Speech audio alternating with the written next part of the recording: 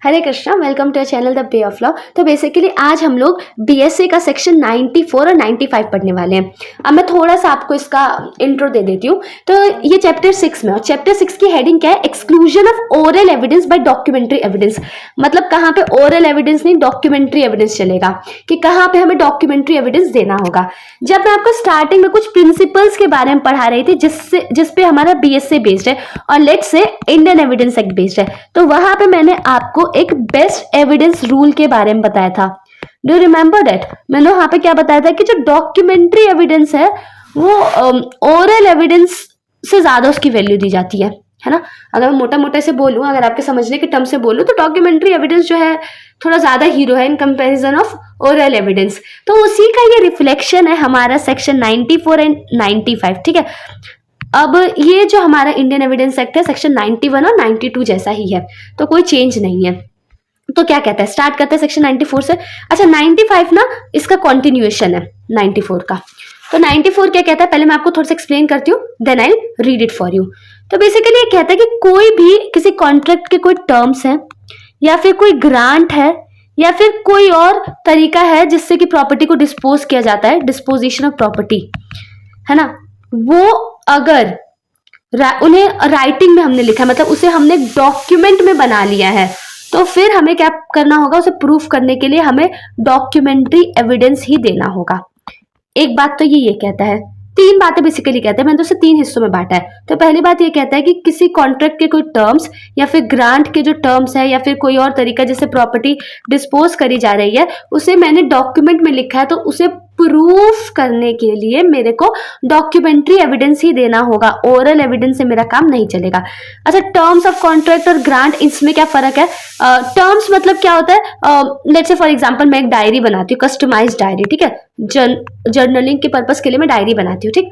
अब मैं क्या करती हूँ, मैं बोलती हूँ कि आप मुझे, हम कॉन्ट्रैक्ट करते हैं आपस में कि I give you this much rupees, है ना, कोई भी एक सम है ना, और आप जो है मेरे को इतनी डायरीज सप्लाई करोगे। तो ये क्या हो गया, हमारा कॉन्ट्रैक्ट के टर्म्स हो गए। तो इसमें तो इतना कुछ कॉम्प्लिकेटेड नहीं है। फिर अगला आता है हमारे ग्रांट के टर्म्स। ग्रांट के टर्म्स बेसिकली वो क्या होते हैं, जो कि एक तरफा होते हैं, ठीक है। अब मुझसे क्या कहते हैं कि सपोज कोई एक इंसान है, वो कहता है कि वो देश में रिवोल्यूशन लाना चाहता है ना, तो लोगों के लिए काम करना चाहता है, लेकिन वो बोलता है उसके पास पैसे नहीं है ना।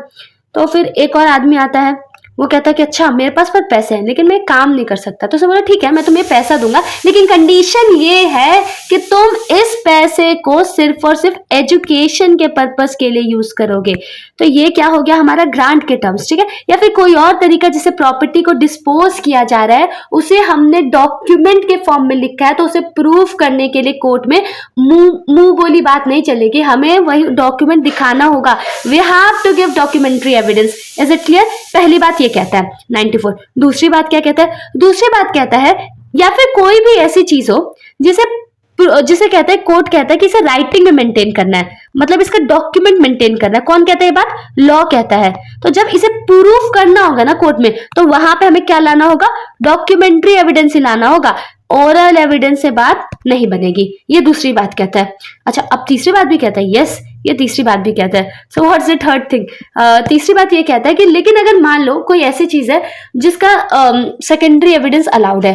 सेकेंडरी एविडेंस जैसे आपने अपना इंडियन एविडेंस एक्ट पढ़ा होगा, इफ यू रिमेंबर, तो इंडियन एविडेंस एक्ट में हमारा सेक्शन 65 था, if I am not wrong, है ना, और हमारा बीएसए में जो है हमारा ये सेक्शन 60 है। तो ये कहता है कि अगर वो बोलता है कि इसका मतलब हम लोग सेकेंडरी एविडेंस दे सकते हैं, है ना, अगर ये सेक्शन 60 के अंदर बीएसए में फॉल कर रहा है तो कोई दिक्कत नहीं है। फिर वहां पे डॉक्यूमेंट्री ओरल इन सब की कोई कहानी ही नहीं है, अगर वो सेक्शन 60 में फॉल कर रहा है।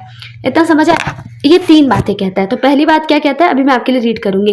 पहले तो terms of contract, grant, disposition of property बता रहे कि अगर हमने उसका डॉक्यूमेंट बनाया तो उसे डॉक्यूमेंट्री एविडेंस के थ्रू में प्रूफ करना है ना। और दूसरी चीज क्या बताता है, कहता है कि कोई भी डॉक्यूमेंट है, मतलब कोई भी चीज है, जैसे लॉ कहता है कि भाई ये राइटिंग में होनी चाहिए, तो उस डॉक्यूमेंट बनना चाहिए इसका, तो डॉक्यूमेंट्री एविडेंस ही चलेगा।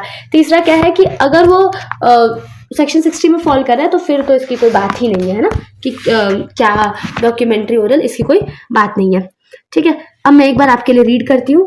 तो क्या लिखा है, when the terms of a contract और ऑफ ध्यान से, एकदम ध्यान से सुनना, आप भी अपना बेरक ले लो, साथ में साथ रीड करते चलो ना। So when the terms of a contract और ऑफ अ ग्रांट और of any other disposition of a property have been reduced to the form of a document, ठीक है, मैंने क्या किया इन सबका डॉक्यूमेंट बनाया मैंने इसका। And in all cases in which any matter is required by law to be reduced to the form of a document, no evidence shall be given in proof of the terms of such contract, grant or other disposition of property or of such matter except the document itself or secondary evidence of its, अभी देखो तीसरी बात जो मैंने कहा, तीसरी बात क्या है, or secondary evidence of its contents in cases in which secondary evidence is admissible under the provision herein before contained। अब आप क्या करना, जैसे ये तीन बातें है ना, ये ऐसे तो बेरेक्ट में नहीं लिखा ना कि ये तीन बातें, अब आप क्या करो, आप खुद से बनाओ कि अच्छा इस सेक्शन के अंदर ये बात कही गई है। क्लियर? अब इसके एक्सेप्शन की बात करते हैं। तो पहले एक्सेप्शन में सच कुछ है नहीं, तो उसे हम लोग रीड कर लेते हैं। एक्सेप्शन क्या कहता है? पहला एक्सेप्शन क्या कहता है कि when a public officer is required by law to be appointed in writing and when it is shown that any particular person has acted as such officer, the writing by which he is appointed need not be proved। तो exceptions क्या हैं? ये exceptions basically ये हैं कि कहाँ पे हमें डॉक्यूमेंट्री एविडेंस देने की जरूरत नहीं है। ऑल्दो उसके लिए डॉक्यूमेंट बनाया गया है लेकिन वहां पे डॉक्यूमेंट्री एविडेंस देने की जरूरत नहीं है, ठीक है। तो क्या चीजें हैं, तो जो हमारा पहला एक्सेप्शन है वो क्या बात करता है कि सपोज कोई पब्लिक ऑफिसर है ना, तो वो उसके अपॉइंटमेंट के लिए मतलब राइटिंग में उसका अपॉइंटमेंट होना है, लेकिन अगर हम लोग देख रहे हैं कि पब्लिक ऑफिसर एक्ट कर रहा है उस ऑफिसर की तरह, तो जिस राइटिंग के थ्रू से अपॉइंट किया गया है ना, मतलब वो जो राइटिंग है वो प्रूफ करने की जरूरत नहीं है अगर वो जस्ट एक्ट कर रहा है उस पब्लिक ऑफिसर जैसे। दूसरा एक्सेप्शन जो हमारी बात करता है वो ये बात करता है कि विल और प्रोबेट की बात करता है। आपको पता है प्रोबेट क्या होता है, विल क्या होता है, थोड़ा सा ये समझो, आई नो आपको पता होगा है ना, लेकिन मैं फिर भी थोड़ा सा बता देती हूँ इसके बारे में। नॉर्मली क्या होता है कि एक विल होता है, विल से अच्छा मैं आपको बताऊँ, विल से ज़्यादा इंपॉर्टेंट प्रोबेट होता है। अब जब क्या होता है, किसी ने सपोज विल लिखा, ठीक है, वो मर गया, तो मरने के बाद क्या होता है ना, ये जो विल होता है हमें क्या करना होता है, मतलब जब उसे एग्जीक्यूट कराना होता है तो हमें उसका प्रोबेट करवाना होता है। प्रोबेट की मतलब भी विल जो है जेन्युइन है या नहीं, किसी का कोई ऑब्जेक्शन है या नहीं, तो बेसिकली कोर्ट के पास जाता है। तो जो विल रहता है ये विल रजिस्ट्रार के पास होता है। अब कोर्ट रजिस्ट्रार को ऑर्डर देता है ना, विल लाने के लिए। अब जैसे ही वो पार्टीज को बुलाते हैं है ना, जो मतलब जो प्रोवेट करवाना चाहते हैं कि प्रॉपर्टी है या नहीं, किसी का ऑब्जेक्शन है, तो मतलब ये सारी चीज़ उसके अंदर कंसिडर करी जाती है। तो कोर्ट क्या करेगा, प्रोवेट करने के लिए जो विल की कॉपी होती है ना, उसको एक पेपर पे चिपका के उसके नीचे मतलब लिख देता है ना। तो अब क्या होगा, उसकी कॉपी, ये जो प्रोवेट है उस पर ओरिजिनल विल नहीं है, क्या है, जस्ट कॉपी है ना। और बाकी वो जो हमारा विल रहता है वो किसके पास, वापस रजिस्ट्रार के पास चला जाता है। तो वहां पे ये जो प्रोवेट है ना, जहाँ पे विल की कॉपी लगी हुई है, इसे हम लोग प्राइमरी मानते हैं, ठीक है। तो मतलब मुझे यहाँ पे विल प्रूफ करने की जरूरत नहीं है, प्रोबेट खुद में सफिशिएंट है। और विल का कोई फायदा नहीं है, अगर विल जो है मेरा प्रोबेट नहीं हो रहा ना, तो कोई फायदा ही नहीं है।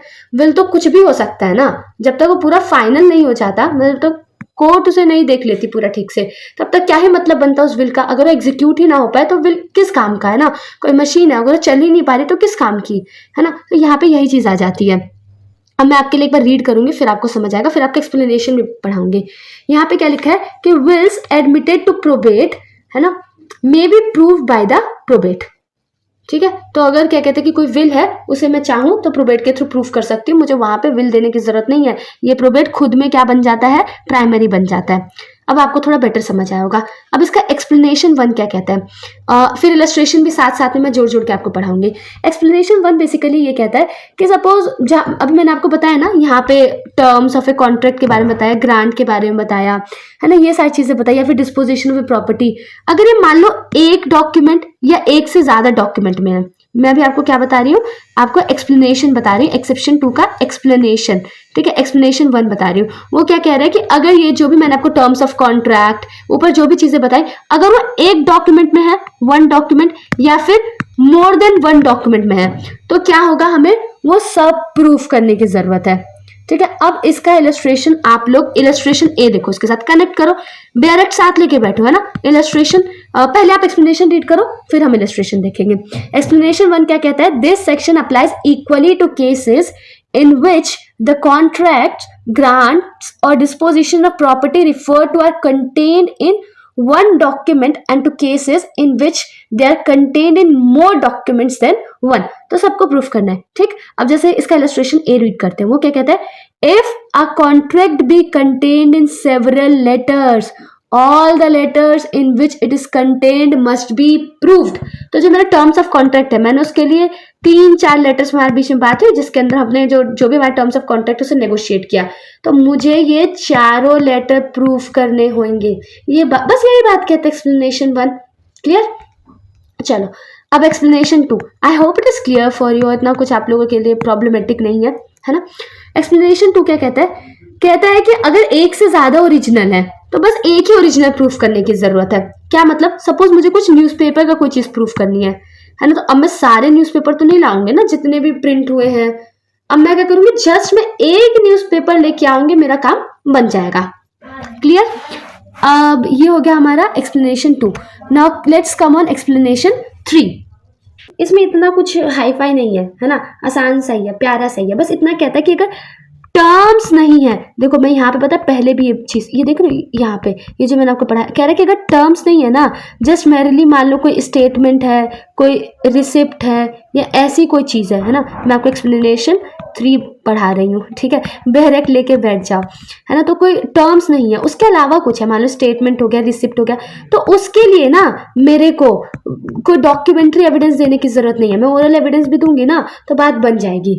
ठीक है, अब रीड करती हूँ एक बार, बहुत ध्यान से पढ़ना प्लीज। बेरक देखो, the statement in any document, है ना, स्टेटमेंट क्या लिखा है यहाँ पे, statement in any document what ever of a fact other than the facts referred.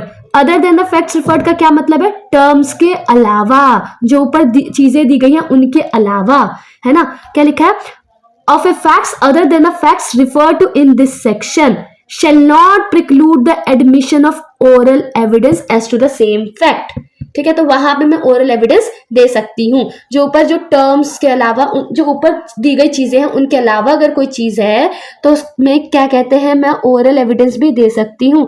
जरूरी नहीं है मुझे डॉक्यूमेंट्री एविडेंस ही देना। समझ आ रहा है? चलो, इसका एक इलस्ट्रेशन भी है, इसका इलस्ट्रेशन है इलस्ट्रेशन ई। ठीक है, ए क्या करता है, वो बी को रिसिप्ट देता है। ठीक है, बी कुछ पैसा देता है ए को, तो उसका जो रिसिप्ट रहता है, रिसिप्ट जो रहता है वो ए बी को देता है। अभी क्या है, अभी जो रिसिप्ट वाली बात है इसका ओरल एविडेंस दिया जा सकता है ना, और वो एविडेंस एडमिसिबल होगा। तो क्या लिखा है, A gives B a receipt for money paid by B. अब ये जो रिसिप्ट है ना, ये जो रिसिप्ट है ये क्या है, ये क्या है, ये टर्म्स नहीं है, ये क्या है, मेरेली एक्सेप्टेंस है। ये दिखाएगा कि हाँ मतलब मैंने पैसा लिया है। तो इधर इसे प्रूफ करने के लिए मेरे को डॉक्यूमेंट देने की जरूरत नहीं है, मैं जस्ट ओरली बोल रही हूं ना, उससे बात बन जाएगी। मैं रीड करूं एक बार, क्या लिखा है, A gives B a receipt for money paid by B, oral evidence is offered of the payment, the evidence is admissible. Clear? चलो ये हो गया क्लियर। चलो अब इलस्ट्रेशन में पढ़ लेते हैं। मैंने ए आपको बता दिया इलस्ट्रेशन, और आई थिंक मैंने आपको ई भी बता दिया है, तो टोटल 5 ही इलस्ट्रेशन है, तो बाकी इलस्ट्रेशन देख लेते हैं। Illustration B, if a contract is contain in a bill of exchange, the bill of exchange must be proofed. तो यही है कि अगर बिल ऑफ एक्सचेंज में कॉन्ट्रैक्ट है तो बिल ऑफ एक्सचेंज प्रूफ करना पड़ेगा। और सी भी ऐसा सही है, इतना कुछ इसमें समझाने वाला नहीं है। सी क्या कहता है, सी कहता है कि if A bill of exchange is drawn in a set of 3, one only need be proofed. Clear? तो ये तो थोड़ा मिलता जुलता ही है, जैसे मैंने आपको ये बाकी ऊपर वाले एक्सप्लेनेशन बताए थे, है ना, 1, 2 उससे रिलेटेड। अब डी को पढ़ते हैं। डी क्या बोलता है, ए कॉन्ट्रैक्ट इन, अब देखो मेरा मतलब मेन ये है कि आप साथ में पढ़ते हुए चलो, है ना। डी क्या कह रहे हैं, A contracts in writing with B for the delivery of indigo upon certain terms. ठीक है, इन लोगों के बीच कॉन्ट्रैक्ट हुआ कि इंडिगो वो देगा, कुछ पर्टिकुलर टर्म सेट कर रखे हैं। The contract mentions the fact that be had paid A the price of other Indigo contracted for verbally on another occasion, है ना। तो यहाँ पे एक वर्ड लिखा होगा मेंशंस, है ना, मेंशन। तो मेंशन का मतलब क्या है, रिफर करना, इसका मतलब टर्म नहीं होता है। ठीक है, जो वर्ड मेंशन इसका मतलब क्या है, जस्ट रिफर करना, टर्म नहीं है। अब आपको यहाँ पे समझना पड़ेगा क्या चीज टर्म है, क्या चीज टर्म नहीं है। इस सेक्शन की टेक्निकलिटी यही है। Oral evidence is offered that no payment was made for the other indigo, the evidence is admissible. बस। तो ये एडमिसिबल क्यों है यहाँ पे क्या लिखा है, मेंशंस, ये टर्म ऑफ कॉन्ट्रैक्ट नहीं है, तो जिस टर्म ऑफ कॉन्ट्रैक्ट नहीं है वहां पे एडमिसिबल होगा, कोई इश्यू नहीं होगा। तो डी और ई मिलते जुलते हैं, ठीक है। अगर ये वाला इलस्ट्रेशन नहीं समझा, मैं थोड़ा आपको आसान करके समझा देती हूँ कैसा सा है। सपोज क्या होता है कि आप मेरे से रेगुलर जो है कुछ डायरी खरीदते हो, ठीक है। अब क्या होता है ना, अब डायरी का भी अलग अलग तरीके का है। एक मान लो पिंक कलर की डायरी हो गई, एक पर्पल कलर की डायरी हो गई, ठीक है। अब क्या होता है, जो पिंक वाली डायरी रहती है वो मैं क्या करती हूँ आपको, उसके लिए आप मुझे पैसा दे देते हो, ठीक है। बाकी आप पर्पल वाली डायरी के लिए पैसा नहीं देते हो, लेकिन इसके लिए हमारा कॉन्ट्रैक्ट होता है। तो अब आपने मेरे को पर्पल वाली डायरी का पैसा नहीं दिया, इसके लिए मेरे को मतलब डॉक्यूमेंट्री एविडेंस नहीं देना, इसके लिए ओरल एविडेंस इज सफिशिएंट, है ना। तो यहाँ बस आपको ना टेक्निकलिटी मैं आपको ये क्यों बता रही थी, it's not exactly like the illustration जो मैंने भी आपको समझाया, मतलब मेरे कहने का बस मतलब ये ना, अब आपको ये पहचानना पड़ेगा कि क्या टर्म्स ऑफ कॉन्ट्रैक्ट है, जो ऊपर वाली चीज है ना, टर्म्स ऑफ कॉन्ट्रैक्ट है ना, ग्रांट, डिस्पोजिशन, अगर ये सब चीजें नहीं है तो वहां पे कोई जरूरत नहीं है कि आप डॉक्यूमेंट्री एविडेंस देंगे। ये बस इस सेक्शन की टेक्निकलिटी है। अब हम लोग चलते हैं अपने दूसरे सेक्शन पे, सेक्शन 92। अब सेक्शन 92 जो है, section 92 of Indian evidence act and section 95 of BSA, ये क्या है, हमारे सेक्शन 94 का कॉन्टिन्यूएशन है। तो अब है क्या सेक्शन 95 में, कुछ भी कॉम्प्लिकेटेड नहीं है, इसी का कॉन्टिन्यूएशन है। जैसे क्या बोला गया है कि जो भी पहले जो भी चीजें थी जिसका मतलब हमें डॉक्यूमेंट्री एविडेंस देना था, जो पिछले सेक्शन में थी, सेक्शन 94 जिन भी टर्म्स की बात करता था, जिन भी कॉन्ट्रैक्ट के टर्म्स की बात करता था, ग्रांट्स की बात करता था, या फिर डिस्पोजिशन ऑफ प्रॉपर्टी, इनकी ये जो बातें करता था, क्या हो रहा था कि हमें इसका बेसिकली क्या करना हो रहा था, डॉक्यूमेंट्री एविडेंस देना हो रहा था, या फिर कोई भी चीज जो कि लॉ कहता है कि it should be in writing, तो हमें उसका डॉक्यूमेंट्री एविडेंस देना हो रहा था। एक बारी वो डॉक्यूमेंट्री एविडेंस को हमने कोर्ट में क्या किया, प्रूव कर दिया। उस डॉक्यूमेंट्री एविडेंस को हम लोगों ने कोर्ट में प्रूव कर दिया।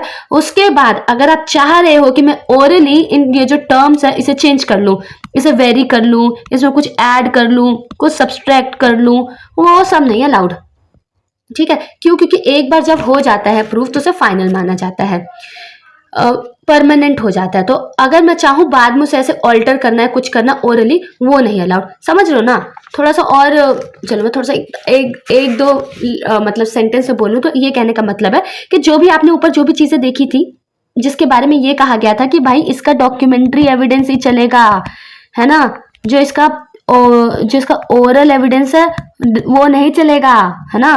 तो वहां पे डॉक्यूमेंट्री एविडेंस अगर प्रूव हो गया कोर्ट में, उसके बाद आप चाह रहे हैं कि ओरली उसमें चेंजेस ले आए, तो वो नहीं अलाउड, है ना। चेंजेस मतलब कुछ ऐड करना, सब्ट्रैक्ट करना, जो भी है ऑल्टर करना, वो नहीं अलाउ होगा। समझ आई बात?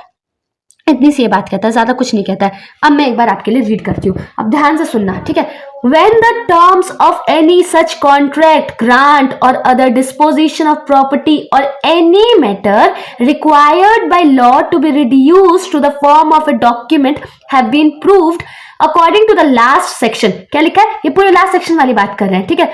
No evidence of any oral agreement or statement shall be admitted, ठीक है। आपके बीच उसके बाद जो भी प्रूव हो गया उसके बाद आप लोग ओरल एग्रीमेंट अपना जो भी कर रहे हो वो उसकी कोई वैल्यू नहीं है, वो नहीं माना जाएगा। उसके बाद ये इंपॉर्टेंट लाइन है, क्या लिखा है, as between the parties to any such instrument or their representatives in interest for the purpose of contradicting, varying, adding to or subtracting from its terms.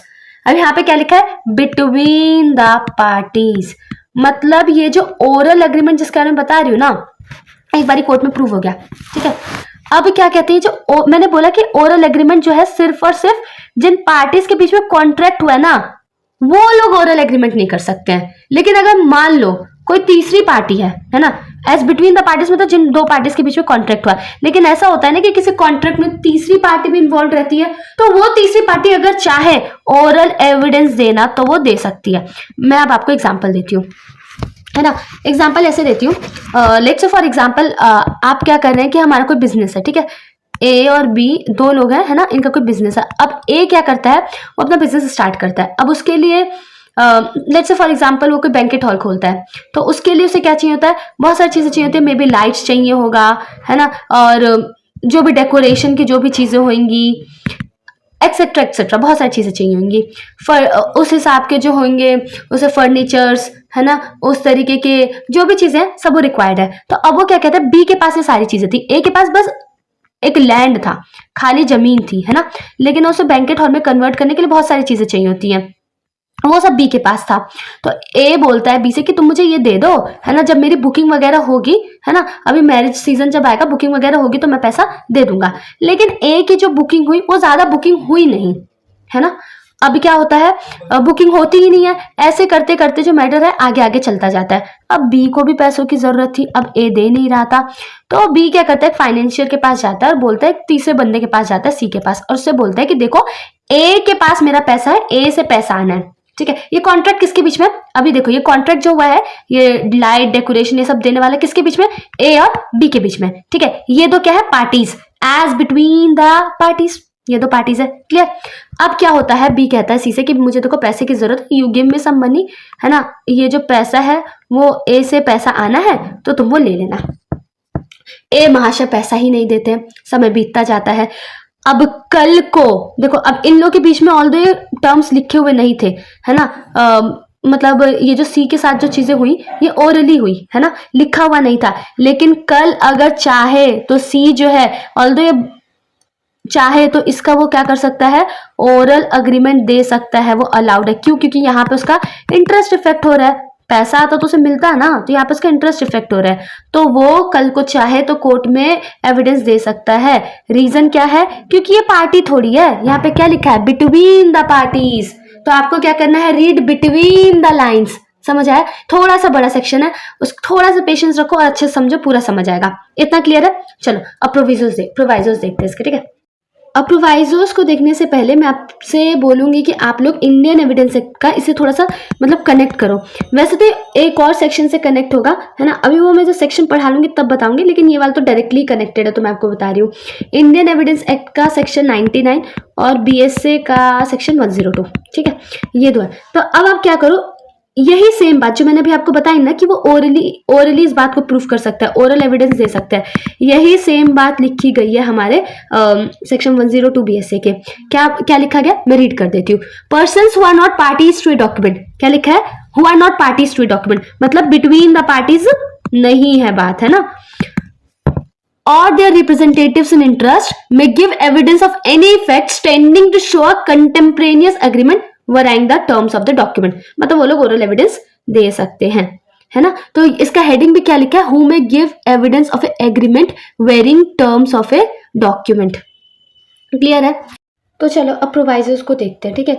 वैसे नॉर्मली आई थिंक हमारा जो Indian evidence act है उसमें 6 प्रोवाइजर, इसमें basically BSA में मतलब proviso same है, maybe I think number 7 कर दिए गए हैं, है ना, you can check this, but I think number 7 कर दिए गए, बट प्रोवाइजर सेम है, एक जो है उसको बांट दिया गया है, तो आप उस पर फोकस मत करो, मैं आपको प्रोवाइजर समझाती हूँ, फिर आपका चीज़ क्लियर होगा, ठीक है। तो जो पहला प्रोवाइजर है वो ये कहता है कि अगर यही टर्म्स है ना, जो भी हमारा जो भी टर्म्स है, जैसे सपोज अभी मैंने आपको बैंकेट हॉल वाला एग्जाम्पल दिया, यही हमारे टर्म्स है, बाद में पता चलता है कि वो फ्रॉडलेंट है ना, मैं आपको कीवर्ड भी बताऊंगी इसे याद करने का, बाद में पता चलता है कि फ्रॉडलेंट है या फिर झूठ बोला है उसने, है ना, मुझे ये पता चला कि उसका कोई बैंकेट हॉल वगैरह नहीं है, मतलब उसके पास कोई लैंड वगैरह खाली नहीं है, वो बताऊं क्या कर रहा है, उसे किराए पे दे रहा है और ज़्यादा से ज़्यादा पैसे कमा रहा है, मतलब जो भी हो, मतलब मैं पर्सनली इस पर्पज़ के लिए नहीं देना चाहती थी कि वो किराए पे जाए, है ना, जो भी वो डेकोरेशन वगैरह मैं इस पर्पज़ के लिए नहीं देना चाहती थी कि वो आगे रेंटल बिजनेस करे, है ना, कुछ भी रीजन हो सकता है, मे बी मैं रेंटल बिजनेस स्टार्ट करूँ या जो भी, बस मैंने उसके पर्सनल यूज के लिए दिया था, मतलब जो बैंकेट हॉल था सिर्फ और सिर्फ उसके यूज के लिए दिया था, क्योंकि मुझे ये लगा कि अगर वो रेंटल बिजनेस में जाएगा तो उनकी जो लाइफ है वो कम हो जाएगी और वो चीज़ें जो है वो चांसेस है कि खराब हो जाएंगे, तो मतलब मुझे झूठ बोल के इसने लिया, है ना, फ्रॉड करके, मिसरिप्रेजेंट करके, अब बाद में मुझे चीज़ पता चलती है, तो मतलब कोई भी चीज़ जिससे कि डॉक्यूमेंट वॉइड हो सकता है या वॉइडेबल हो सकता है, मतलब इनवैलिडेट किया जा सकता है, अब मुझे पता चला कि वो ये कर रहा है तो मैं इनवैलिडेट कर सकती हूँ ना उसको, तो इनवैलिडेट किया जा सकता है, तो वहाँ पे मैं उसे कॉन्ट्राडिक्ट करने के लिए डॉक्यूमेंट नहीं लेके आऊंगी, मैं ओरली भी उसे कॉन्ट्राडिक्ट कर सकती हूँ। तो यहाँ पे क्या बताया जा रहा है, जैसे मैंने भी आपको क्या बताया इस सेक्शन में, इस सेक्शन में मैंने आपको ये बताया कि कोई भी चीज जो कि हमने पिछले सेक्शन में पढ़ी थी, टर्म्स ऑफ कॉन्ट्रैक्ट या फिर ग्रांट, अगर उसका डॉक्यूमेंट्री एविडेंस के थ्रू प्रूव हो चुका है तो उसमें मतलब कोई चेंजेस मैं करती हूँ तो मेरे को जो है मतलब ओरली नहीं कर सकती है ना, लेकिन यहाँ पे कुछ चीजें जो है मैं ओरली कर सकती हूँ। तो प्रोवाइजो जो 1 है वो उसके बारे में बताता है, ठीक है। अब इससे रिलेटेड एक इलस्ट्रेशन भी है, लेकिन इलस्ट्रेशन में आने से पहले हम लोग प्रोवाइजो रीड करेंगे। इतना आपको समझ आ गया ना, मतलब कुछ भी ऐसा हमारे बीच में जो भी टर्म्स है वो टर्म्स ऐसे हैं जैसे कि वो जो हमारा कॉन्ट्रैक्ट है, जो भी चीज है, जो भी डॉक्यूमेंट है वो वॉइड या वॉइडेबल हो सकता है, या फिर जिससे कि मैं डॉक्यूमेंट को इनवैलिडेट कर सकती हूँ, है ना। तो वहां पे क्या होगा, अगर मैं इनवैलिडेट कर सकती हूँ तो उसे हटाने के लिए मेरे को किसी मतलब डॉक्यूमेंट का नहीं वेट करना, मैं ओरली ये काम कर सकती हूँ। सो ये कैसे लिखा है, any fact may be proved, please बेयर लिख के बैठना, ठीक। Any fact may be proved which would invalidate any document or which would entitle any person to any decree or order relating thereto such as fraud, intimidation, देखो क्या लिखा है, fraud, intimidation, illegality, want of due execution, मैं उसे करना नहीं है, just ऐसे ही बोल दिया, वांट ऑफ कैपेसिटी, है ना, कोई लैंड ट्रांसफर किया है ना, पता चले कि वो है ही नहीं जमीन इसकी, in any contracting party, want और फेलियर ऑफ कंसिडरेशन और मिस्टेक इन फैक्ट और लॉ। तो मतलब कोई भी ऐसी चीज जिससे कि इनवैलिडेट हो सकता है तो मैं उसे ओरली प्रूफ कर सकती हूँ, ठीक है। अब इसका इलस्ट्रेशन है, इसका इलस्ट्रेशन जो है वो है इलस्ट्रेशन डी, ठीक है। इसमें क्या लिखा है, I read it for you. A enters into a written contract with B to work certain mines the property of B upon certain terms. A was induced to do so by a misrepresentation of B's as to their value. This fact may be proved, है ना। तो यहाँ पे क्या हुआ, misrepresentation हुआ। यहाँ पे जो मेन चीज है वो क्या हुआ, यहाँ पे एक तरीके का मिसरिप्रेजेंटेशन हुआ। तो जब यहाँ पे मिसरिप्रेजेंटेशन हुआ तो वो ओरली जो है उसे कॉन्ट्राडिक्ट कर सकता है उस डॉक्यूमेंट को, है ना, उसमें कोई इशू नहीं है। क्लियर। चलो अब प्रोवाइजो 2 देखें। प्रोवाइजो 2 क्या कहता है, ये बात करता है इस प्रोवाइजो का जो कीवर्ड है डेट साइलेंट। जो पहला प्रोवाइजो था उसका कीवर्ड क्या था, इनवैलिडेट। तो आप याद करते रहोगे ना ऐसे तो आपको याद आ जाएगा, है ना। अब हर चीज तो नहीं याद रह सकती ना, तो इस वजह से कीवर्ड्स बना, मतलब थोड़ा इनोवेटिव हो कि हम ज्यादा से ज्यादा कैसे याद कर सकते हैं, ठीक है। अब मान लो हम लोग के बीच में कोई कॉन्ट्रैक्ट हुआ, है ना, कॉन्ट्रैक्ट हुआ। लेट्स से फॉर एग्जांपल मैं आपको अपना जो घर है वो किराए पे दे रही हूँ, है ना। ए जो है वो अपना घर, उसका ये घर है वो बी को रेंट पे दे रहा है। अब क्या होता है कि उन्होंने काफी चीजें लिखी हुई थी, लेकिन कुछ चीजें थी जो कि उन्होंने कॉन्ट्रैक्ट में कुछ चीजें हैं जो कि मेंशन्ड नहीं है ना। कुछ चीजें मेंशन नहीं है कि जैसे कि एक जो इलेक्ट्रिसिटी है 1 यूनिट का कितना पैसा देना है, ये कुछ चीजें मेंशन नहीं है। ये पार्टीज ने आपस में ओरली इसके रिगार्डिंग बात कर रखा था, है ना। तो वहां पे ओरल एविडेंस भी चलेगा, मुझे डॉक्यूमेंट्री एविडेंस देने की जरूरत नहीं है। कहने का मतलब ये है कि जो ये टर्म्स ऑफ कॉन्ट्रैक्ट है, ग्रांट है, उसके रिगार्डिंग जो मैंने डॉक्यूमेंट बनाया है उसमें मैंने किसी चीज के बारे में नहीं लिखा है, या फिर कुछ चीजें थोड़ा बहुत कॉन्ट्राडिक्ट कर रही हैं। और इन एडिशन टू, मतलब जो मेरा डॉक्यूमेंट बना है इसके एडिशन में मैंने कोई ओरल एग्रीमेंट किया है, मतलब ओरली हम लोगों ने आपस में अग्री किया है, तो वहां पे मैं ओरल एविडेंस दे सकती हूँ। वहां पे मेरे को it's okay, it's completely okay, ठीक है। जैसे मैंने ये नहीं डिसाइड किया कि 1 यूनिट का आपको कितना पैसा देना है ना। और फिर जैसे कि अभी बहुत सारी चीजें, ठीक है, जैसे कि या फिर आप वाटर बिल कितना होगा, इलेक्ट्रिसिटी बिल कितना होगा, है ना। ये सब जो चीजें हैं मैंने कॉन्ट्रैक्ट में नहीं लिखा, लेकिन हमने ओरली कर रखा है, तो मैं ओरली से प्रूफ कर सकती हूँ। अब एक और चीज यहाँ पे कंसेप्ट आता है, degree of formality of document, ठीक है। अब मैं इधर आपको समझाती हूँ। इधर क्या हुआ, degree of formality of document, कुछ हम डॉक्यूमेंट देखते हैं ना बहुत ज्यादा डिटेल्ड होते हैं, है ना, मतलब माइन्यूट से माइन्यूट डिटेल रहती है, तो वहां पे कोई चीज ओरल प्रूफ करने की गुंजाइश जो रहती है वो कम हो जाती है। मैं आपको समझाती हूँ कैसे। ए ने जब बी को अपना घर किराए पे दिया, उसने उसके अंदर ये तक लिख दिया था कि आप जो है आप सिर्फ एक बाइक पार्क कर सकते हैं जो पार्किंग एरिया है, उसके अलावा कोई और गाड़ी नहीं पार्क कर सकते। दूसरा, आप यहाँ पे कोई भी नॉनवेज आइटम इस घर में नहीं बना सकते, है ना। इतनी छोटी छोटी डिटेल उस कॉन्ट्रैक्ट में मेंशन थी, तो क्या वो ये नहीं बताएगा कि 1 यूनिट का आपको इलेक्ट्रिसिटी का जो 1 यूनिट उठ रहा है उसका कितना बिल देना है, वो ये नहीं लिखेगा। बिल्कुल लिखेगा, उसने ये बता दिया कि क्या बनना है क्या नहीं बनना, तो क्या वो ये नहीं बता सकता? क्या वो डॉक्यूमेंट में ये नहीं लिखेंगे? इतनी इंपॉर्टेंट चीज कैसे मिस कर देंगे कि बिल कितना देना है? ये कोई मिस करेगा क्या? नहीं ना। बस यही बात तो कहता है इसका प्रोवाइजो, है ना, प्रोवाइजो 2। मैं आपके लिए एक बार रीड करती हूँ और उससे मिलता जुलता जो इलस्ट्रेशन है वो भी बताती हूँ। तो प्रोवाइजो 2 रीड करती हूँ। The existence of any separate oral agreement as to any matter on which a document is silent, key word is here silent, okay, and which is not inconsistent with its terms may be proved. In considering whether or not this proviso applies, the court shall have regard to the degree of formality of the document. समझ आया? अब यहाँ पे इससे मिलता जुलता जो मतलब इस बात को जो प्रूफ करता है, रिफ्लेक्ट करता है, वो है हमारा इलस्ट्रेशन एच। इलस्ट्रेशन एच ये कहता है कि A hires lodging of B and gives B a card on which is written rooms 10,000 rupees a month. A may prove a verbal agreement that these terms were to include partial board. A has lodging of B for a year and a regularly stamped agreement drawn up by an advocate is made between them. It is silent on the subject of a board. A may not prove that board was included in the terms verbally. समझ आ गया? तो यही वाला यहाँ पे ये आ जाता है, जैसे मैंने आपको समझाया ना, वही सेम बात है, जस्ट आप इसके साथ इलस्ट्रेशन एच रीड कर लेना, ठीक है। तो यहाँ पे बात कर जाए degree of formality of document, okay. अच्छा, जो मैंने आपको ये बताया है ना इलस्ट्रेशन एच, ये था degree of formality of document, लेकिन इस प्रोवाइजो से रिलेटेड दो और इलस्ट्रेशन है, ठीक है, एफ है और जी है। तो क्या कहता है एफ हमारा ये कहता है, मैं रीड कर देती हूँ आपके लिए, पता नहीं आप रीड करोगे कि नहीं, so let me read it for you. A orders goods of B by a letter in which nothing is said as to the time of payment, ठीक है, ये क्या है, साइलेंट है, टाइम ऑफ पेमेंट के बारे में कुछ कहा ही नहीं गया है।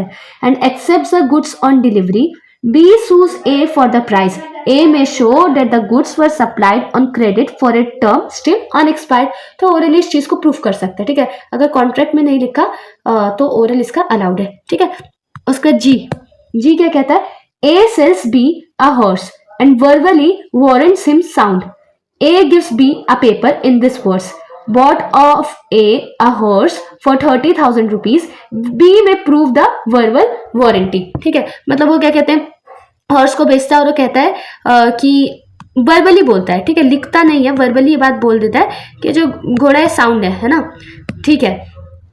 तो अब क्या कहते हैं कि ये जो है ये चीज को वर्बली ओरली, मतलब इसका ओरल एविडेंस दे सकता है। अब इसका डॉक्यूमेंट्री एविडेंस तो नहीं दे सकता ना, क्योंकि बात कैसे हुई थी, ओरली हुई थी। समझ आया?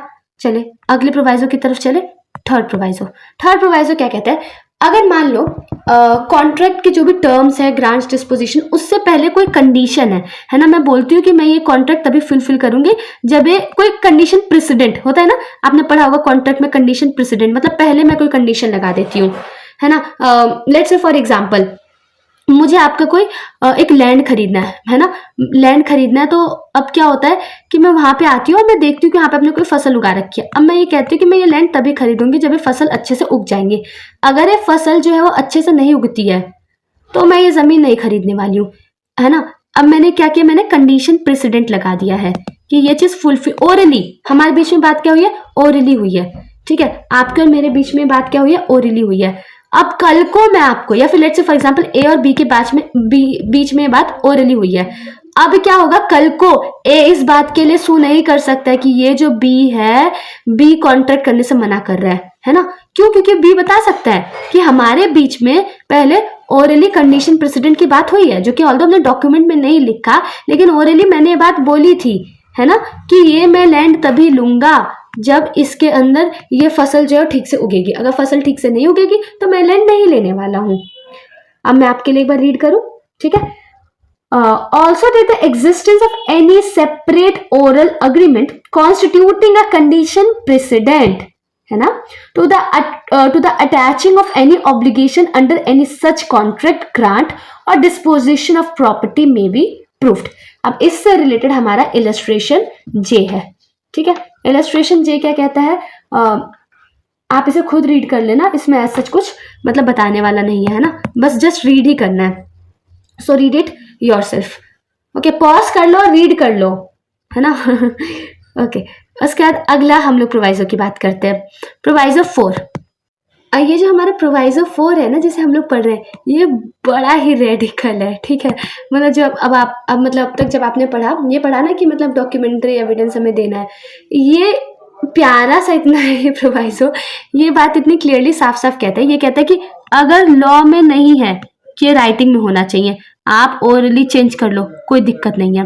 2 चीज़ें बोलता है, अगर लॉ ने कहा है, अगर लॉ में नहीं लिखा, है ना, और दूसरा ये रजिस्टर्ड नहीं है ना, अगर लॉ में नहीं लिखा और ये रजिस्टर्ड नहीं है, बस क्या आप ओरली प्रूफ करो, कोई ज़रूरत नहीं है इतना तामझाम करने की। अगर लिख दिया, लॉ ने बोला है कि कोई ज़रूरत नहीं है डॉक्यूमेंट मेंटेन करने की, आप ओरली प्रूफ करो। और आपने अगर रजिस्टर नहीं कराया तो भी आप क्या करो, ओरली प्रूफ करो। ओरली टर्म्स चेंज करना है, कुछ भी चेंज करना है, जो मुँह जुबानी करना है करो, कोई दिक्कत नहीं है ना। अब मैं एक बार आपके लिए ये प्रोवाइजो 4 रीड कर देती हूँ, ठीक है। ये बोलता है the existence of any distinct subsequent oral agreement to rescind or modify any such contract, grant or disposition of property, जो हमने पहले पढ़ा था, ठीक है, कॉन्ट्रैक्ट, ग्रांट या disposition property may be proved except, उसे हम प्रूव कर सकते हैं। जनरल रूल कैसे बताया कि हम लोग ओरली प्रूव कर सकते हैं, लेकिन एक्सेप्शन बताया। एक्सेप्शन क्या है, in case in which such contract, grant or disposition of property is by law required to be in writing, पहला, और दूसरा, और has been registered according to the law in force for the time being as to the registration of documents. समझ आया? कुछ था इसके अंदर ज्यादा, 2 ही चीजें थी। 2 चीजें क्या थी, है ना, एक तो लॉ और ये रजिस्ट्रेशन वाला। क्लियर? कोई डाउट नहीं?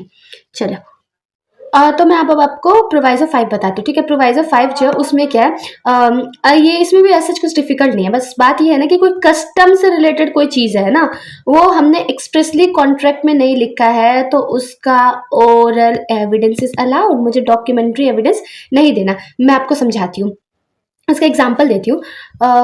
जैसे मैं बहुत छोटी थी, है ना, तो मैं बहुत छोटी नहीं, मतलब समझने की तो समझ सकती थी चीज़ें, है ना, इतनी भी छोटी नहीं, मतलब काफ़ी टाइम पहले की बात है। तो समर वेकेशन था, तो मैं गांव में गई थी, तो वहाँ पे सब डिस्कशन कर रहे थे। तो ये जो डिस्कशन होता था वो मेरे घर के बाहर होता था, है ना। तो डिस्कशन में बेसिकली ये बात चल रही थी। मैंने अभी जब ये सेक्शन पढ़ा ना, तो मुझे अचानक से हिट किया ये बात। तो ये चल रहा था कि कोई पर्टिकुलर पर्सन थे, उनके बारे में बात हो रही थी कि he is a very rich person, ठीक है, उनकी इतनी बिगहा ज़मीन है, ऐसे ऐसे करके बात हो रही थी।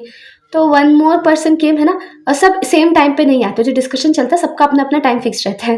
तो 1 मोर पर्सन केम, तो he said in this, I remember the exact words, वो कहते पगलाइल बड़ा लोगन का छटका भी कहा हवे, है ना। So this was the word. तो उनके कहने का मतलब ये था कि नॉर्मली क्या होता है ना कि सबका ये जो मेजरमेंट हो अलग है। कई लोग क्या कहते हैं कि कई कुछ गांव के लोग जो होते हैं वो मानते हैं, कुछ गांव जो होते हैं वो मानते हैं कि 1 बीघा में 10 कट्ठा जमीन होती है ना, और कुछ जो लोग होते हैं वो मानते हैं कि 1 बीघा में 20 कट्ठा जमीन होती है। तो सबका मतलब ना अलग अलग है। तो ट्रेडिशनली ये माना जाता है कि 20 कट्ठा जमीन 1 बीघा में होती है। तो कहने का मतलब ये है कि ए और बी के बीच में, अब इसी से अब आप समझे एग्जाम्पल, ए और बी के बीच में कॉन्ट्रैक्ट हुआ, है ना, कॉन्ट्रैक्ट हुआ और 2 बीघा जमीन को लेके कॉन्ट्रैक्ट हुआ। तो अब वो एक्सपेक्ट कर रहा था 40 कट्ठा जमीन, लेकिन उसे पता चलता है कि अरे ये तो क्या कहते हैं कि बस देखता है 20 कट्ठा जमीन है। तो अब ऑल्दो ये कॉन्ट्रैक्ट में स्पेसिफिकली नहीं मेंशन है ना कि 1 बीघा है कितने कट्ठा जमीन को कंसिडर करेंगे, लेकिन ये ओरली जो है इसे प्रूफ किया जा सकता है। I hope it is clear, है ना। वो मुझे एग्जैक्ट लाइन याद था, तो मैं वो एग्जैक्ट लाइन भी कोट कर पाई। चलो ठीक है। उसके बाद अगला हम लोग अपना ओके, इसमें एक और चीज़ है, ऐसे प्रोवाइजो का पार्ट है। ये कहा जा रहा है कि बस इसी चीज को मैं प्रूफ कर सकती हूँ, बाकी सब चीजें जो है ना एग्जैक्टली सेम रहनी चाहिए। समझ रहे हो क्या लिखा है? मैं आपके लिए रीड करती हूँ, पूरा प्रोवाइजो रीड करती हूँ स्टार्टिंग से।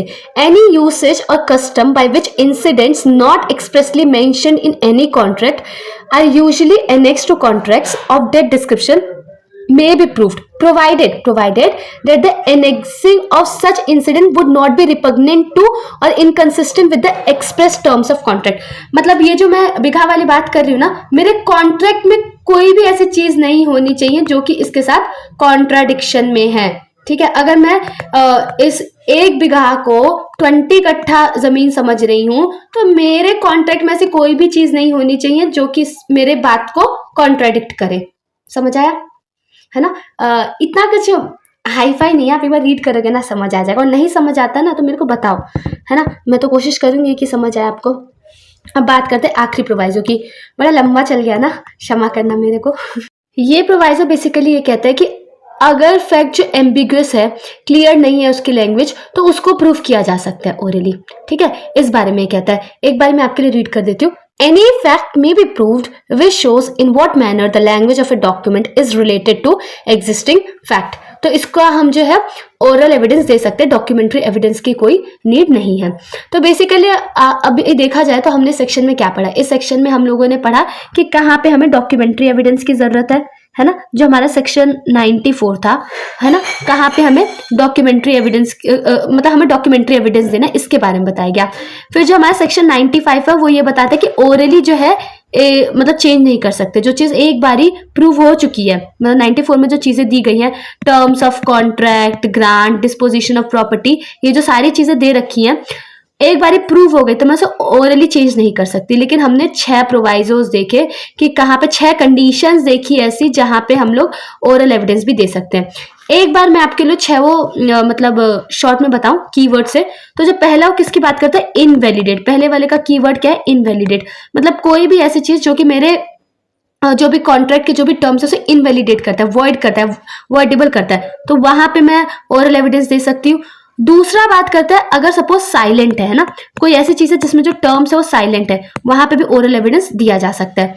तीसरा क्या है, कोई कंडीशन प्रेसिडेंट है, वर्बली हुआ है वो चीज, तो वहां पे भी ओरल एविडेंस दिया जा सकता है। ठीक है, तो तीसरा क्या है, कंडीशन प्रेसिडेंट। 6 प्रोवाइजोस हैं, तो पहला इनवैलिडेट, दूसरा साइलेंट, तीसरा कंडीशन प्रेसिडेंट। अब ऐसे याद करो, पूरा पूरा किसको याद रहता है, मुश्किल है ना। और फोर्थ किसकी बात करता है, नॉट रिक्वायर्ड बाय लॉ, या फिर जो चीज रजिस्टर्ड नहीं है ना, या फिर तो यहाँ पे आप रजिस्ट्रेशन लिख सकते हो। ये कीवर्ड्स है आपको याद करने के लिए ना, मैं जस्ट ऊपर ऊपर से बता रही हूँ, अब रिवाइज भी तो पूरा ऐसे थोड़ी कराऊंगी। 5th किसकी बात करता है, कस्टम्स की बात करता है।